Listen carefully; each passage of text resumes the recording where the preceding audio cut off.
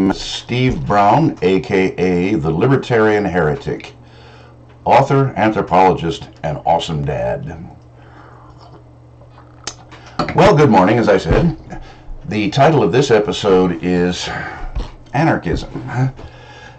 Anarchism is considered a branch of the libertarian movement, and sometimes they call themselves the only real libertarians, and other libertarians call them the libertarian pain in the ass.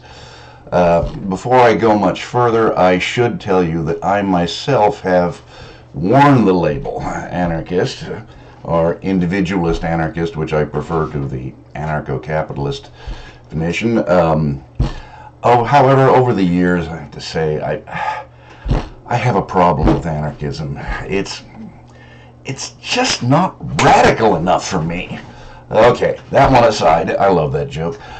That one aside, say that even today I sometimes call myself a philosophical anarchist, by which I mean that I believe that theories about legitimacy of government are convenient social fictions, or perhaps, as Terry Pratchett said, lies to children. Look that up later. We'll deal with it later. All right. But to establish my bona fides, I've been either wearing the label or reading copiously of the literature since I was in my 20s, which is longer ago than I really like to contemplate. Anarchism is generally divided up into left anarchism and either libertarianism or right anarchism, but historically you have a European kind of anarchism that is sometimes called communist anarchism or anarcho-communism. This was the anarchism of people like Bakunin, Kropotkin, Pierre Proudhon, and in the United States, Russian, Polish, Russian Jewish immigrant Emma Goldman, who is still my favorite, for reasons I'll probably tell you sometime later. On the right, or on the libertarian side, you have the American types like Lysander Spooner, whose No Treason Number 6 is well worth reading. Also Benjamin Tucker, Stephen Pearl Andrews, a number of people. Then in the 20th century, of course, Murray Rothbard, who either invented or popularized the term anarcho-capitalist. And anarchist communists thought that a society without government, without coercion, would result in everybody sharing. They would farm on communes, and they would work in the factories in what's called syndics, which is something like a big industrial union where everybody owns shares. Private property would vanish. Stephen Henry Mackay, I think his name was, in a novel about anarchists, when he contrasted the two, said, "You believe that the state must fall so private property can fall because the state supports it. I believe the state must fall so private property can exist because the state suppresses it." Well, that's a really succinct definition of the difference between the two, which calls into question, are they even the same thing? The only thing they seem to be united on is hatred of this thing called the state. An early 19th century writer, Albert J. Nock, whom I've had occasion to quote, pointed out that in a book called Our Enemy the State, that I think the irrefutable fact that he called two ways of doing things, social power and state power, and he said they have an inverse relationship. State power rises, social power declines, and vice versa, though we haven't seen a lot of that. But as I say, I've read extensively of the theory. I do recommend Lysander Spooner's No Treason Number 6, because among other things, he raises some serious questions that have never really been answered about the legitimacy of government and the legitimacy of their claim to represent people. I say unanswered. I don't say he has anything to replace it. Spooner was not one who was big on theory, although he deserves a great deal of respect for practice. At one point in his life, he founded a company to rival the post office and delivered first-class mail at a lower rate than the post office did, until the government put him out of business with a law, I believe, still called the Spooner Act, which made it illegal to carry first-class mail for a profit. But at any rate, I hope I've established my bona fides in reading in the philosophy and the theoretical and polemical literature of anarchism. What I would like to do is discuss the functions of this. I've pointed out a few things that upset anarchists. Is that while they are dreaming their dreams of how a stateless society would look like, they do sometimes like to point to a couple of historical examples, them being medieval Iceland and pre-conquest Ireland.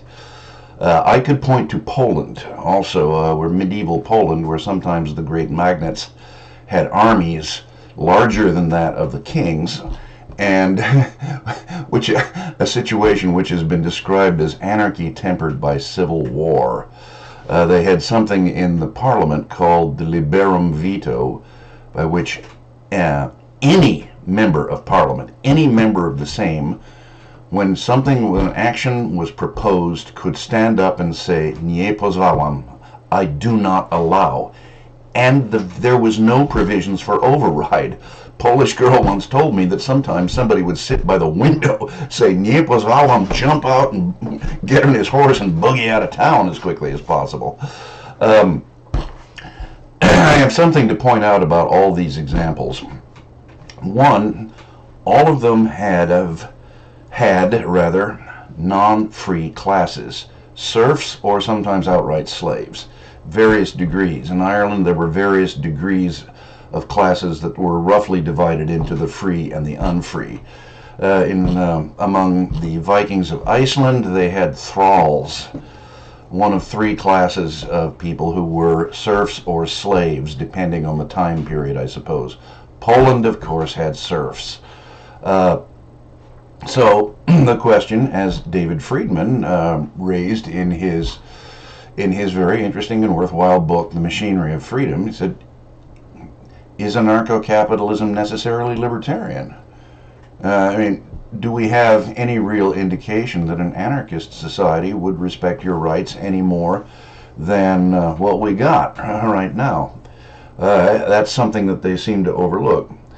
The other thing I like to point out is that these societies all have something in common. They were all conquered from the outside by states who were invited in by local parties in a dispute who found themselves on the losing end and called upon a neighbor and said, "Come help me out." Neighbors came and never left. Don't you hate when that happens? Because, among other things, no sense of nationhood, no concept of treason. Why shouldn't I do this? Why shouldn't I call for help whoever I like? Hell, that was the argument made by Robert Emmet in the speech to the court that condemned him to death when he was accused of treason. He said, "I am not a traitor. I am a citizen of a nation you have subjected, and we have the right to make alliances with anyone we like, in this case the French," for what's that was worth. Another thing I like to point out, and this really gets people upset, is that we have plenty of examples of stateless societies which resemble something like their idea of anarcho-capitalism, one in which you could sort of go shopping for a government, or as Ben Tucker put it, that I would buy government services like I buy insurance. The notion that you'd have something like small states, but they are not geographical, they're by subscription, meaning I could belong to one government, my neighbor could belong to another. Okay, all right.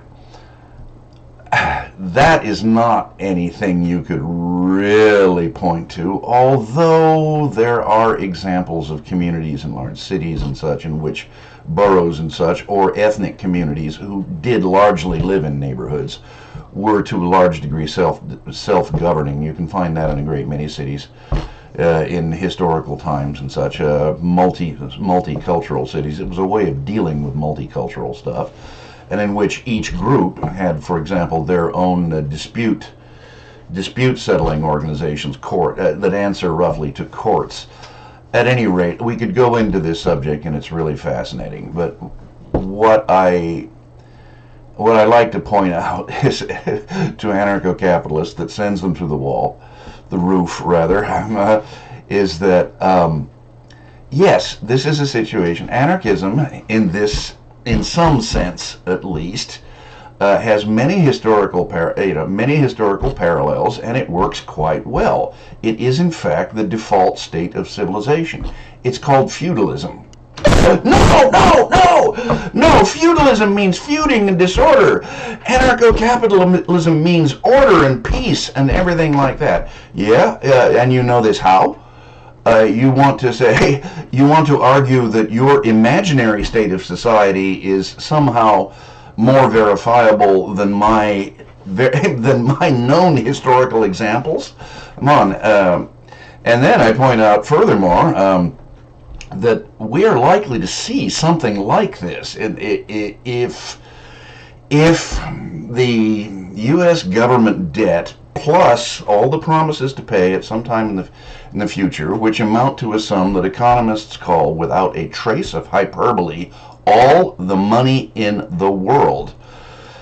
If and when this debt comes due, and I think this likely, I think the only question is when, then we may see collapse, in the sense that Joseph Tainter, the author of The Collapse of Complex Civilizations, calls a rapid simplification, which need not be horrific. It need not be mass slaughter, cities burning, anything like that.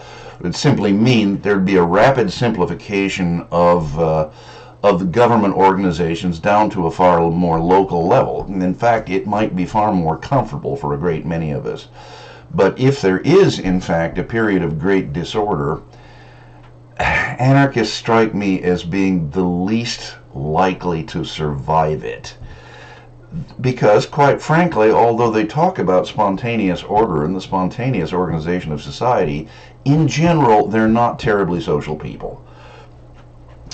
I said in general. I also know some people who identify themselves as anarchists who are in fact pretty badass, have saleable skills, and I think would do quite well or will do quite well for themselves.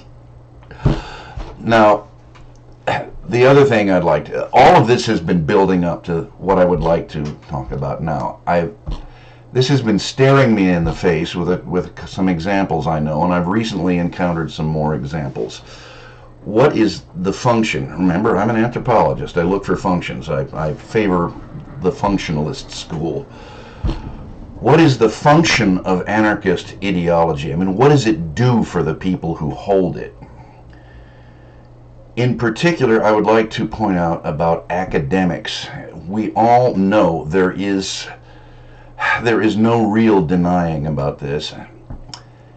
Academia is pretty much entirely in the hands of the left, and that used to be just in colleges, but now it goes all the way down to grade school, folks. And academia is, as a whole, ferociously hostile towards the right. It's ferociously hostile towards philosophies of what you'd call individualism, conservatism,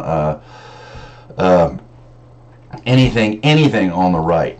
Now, perhaps I ought to back up and tell you about a conversation I had with a Polish girl once in Poland. I was explaining the American political spectrum to her. This is left, right, hard left, liberal, conservative, libertarian, somewhere up and to your right. And being a very perceptive young lady, she said, okay, so if you're a libertarian, you're just dismissed as a nut. But it's dangerous to be a conservative because conservatives are hated. Boom. Oh, that hit me right between the eyes. Yes. But libertarians are beginning to get some cred. Especially the people we would call libertarian conservative, which I more and more identify with.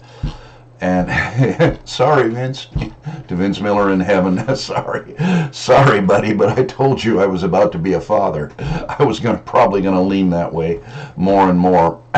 And yes, I have, since I had children. Anarchism is the most, in one sense, the most extreme form of libertarianism, where libertarians say we should be, free of most constraints. Anarchists tend to say, well, we should be free of all constraints. I have noticed this. Anarchism, calling yourself an anarchist, and yes, I do have concrete examples in mind, is a way to survive in academia, in an educational establishment that is ferociously hostile to anyone who isn't left, and increasingly, at the upper levels, anyone who isn't hard left. If you call yourself an anarchist, all you have to do is repeat two things that the left is more than happy for you to say. One, that America is a fascist tyranny and was founded on racism and genocide. And two, Israelis are worse than Nazis. If you say these two things, then they'll just pat you on the head and say, oh, aren't you adorable, you cute little ANCAP, you. And you're safe. Try and say something like, Israel, though flawed, is an outpost of civilization in a sea of tyrannical barbarism, or say that the United States, though again flawed and guilty of things that we are rightly ashamed of, is nonetheless, in comparison with the history of the rest of the world, it is a remarkable achievement. Say that and you're toast. And folks, I've argued these things with academics on social media, issues related to these principles like that, and you can smell the fear. Because, of course, social media is public, and academics have been punished for posts on social media, or even in some cases, likes. So, with that, I believe I'm going to call it a day, and it looks like a lovely day. It's all the way up to 27 degrees. And this is Steve Brown, Libertarian Heretic, signing off.